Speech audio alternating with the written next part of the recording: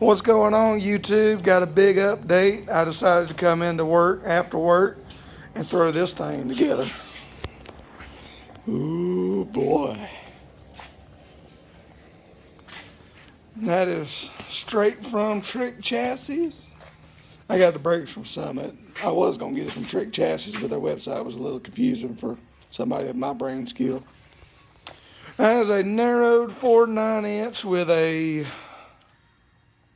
I think a 352 gear. This is my street gear. I got another gear coming for 456 for if I ever go to the drag strip. 1/2 inch by 3 inch studs. Them brakes are just so light, it ain't even funny. 40 splined axles. I ain't got to worry about this thing breaking. Which was the whole point of this thing. I spent extra money that way I don't have to worry about this.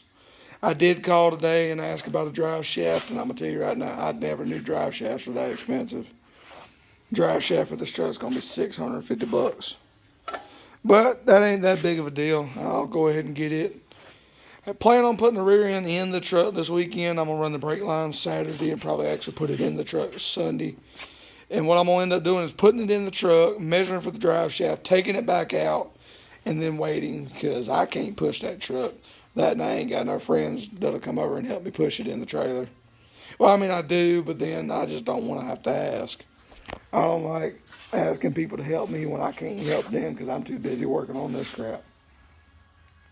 But yeah, I did a couple upgrades on this one. Billet, I think they call it the yoke. Billet plate, aluminum housing. Well, aluminum third member housing, whatever they call it. And then the housing is just mild steel. It ain't nothing really special. Billet, big forward ends. If I had a tripod, I would have done a whole segment and showed you how I put it together. Because to be honest, this is the easiest thing in the world. I didn't realize this rear end was this easy to put together. I mean, it truly is. Everything just slid right in. Tap this a couple times, tap that. Bolted this plate on it from Willwood. I ain't had a problem with it. It torqued everything down.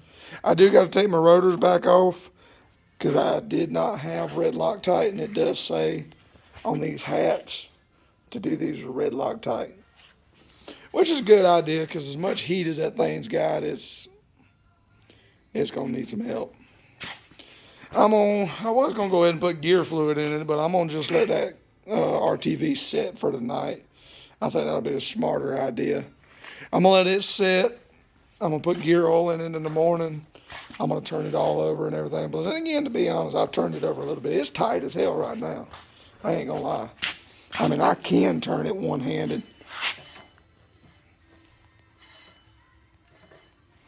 But it's tight.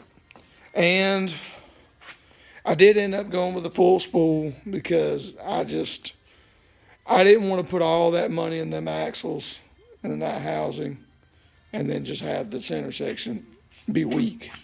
So, then again, to be honest, I mean, for my truck, it probably would have been fine to have a true track for as little horsepower as I'm probably going to end up having.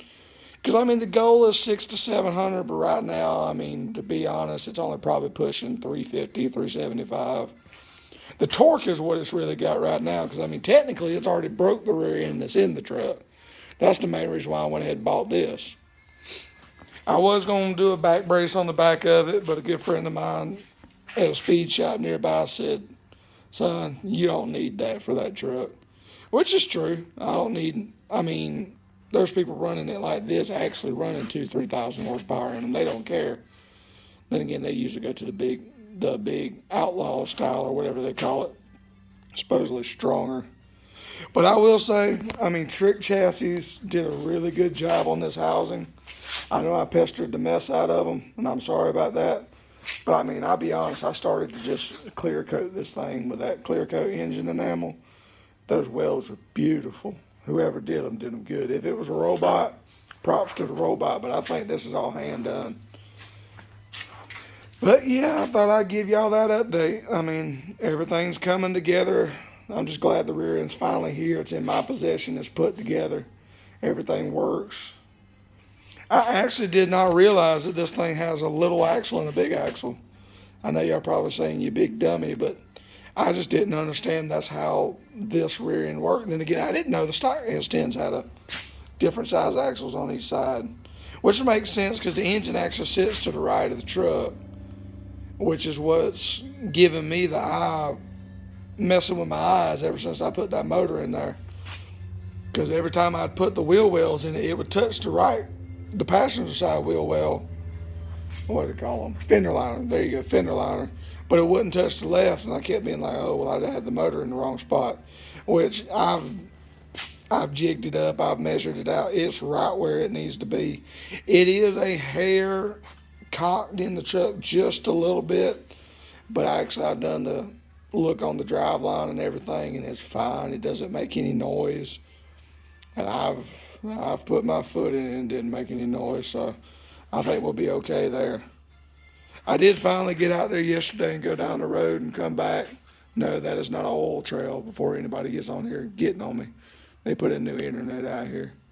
I did go down the driveway and I actually hit some gravel that was really, really packed. Probably been there for 30 years. And I actually did a little bit of a burnout. That was cool to me. There was a little bit of rubber left out there for a minute, which on them new tires I ain't too proud of, but I'm happy it could do it, because that's the one thing I got to break this one in. I've probably got to put about 500 miles on it before I can really get on it. Well, I'm going to put about 500 miles on it before I get on it really hard. That, and hopefully it don't leak, because there's a couple tricks I've seen on the internet of how to do these rear ends on the outsides to make sure they don't leak, and I really didn't do it this first time. Like putting just a little bit of RTV around where the seal goes in the housing. I mean, nothing really major to do. And I may go back and do it because, I mean, it's as simple as I'll get out just to pull that. The only other thing I got to do is I got to go back, and I've letting it poach up like he's supposed to. I actually read the instructions for once. I'm doing the RTV the way they want it. Then I'm going to come back in the morning, torque those down, red Loctite those, torque those, double check my clearances on my calipers, and then this thing's ready for a test fit. I'm happy to say I can say this is the most expensive part in the whole truck so far. This is the only thing I could actually sell that I've done to the truck so far. But I'm keeping this one this time. Only thing I got to do left is brake lines and a drive shaft. And I'm happy with that, to be honest. The only thing is I got to get totally different drive shaft, totally different U-joints. It's going to be interesting. Oh, now that's funny right there. Can y'all read that?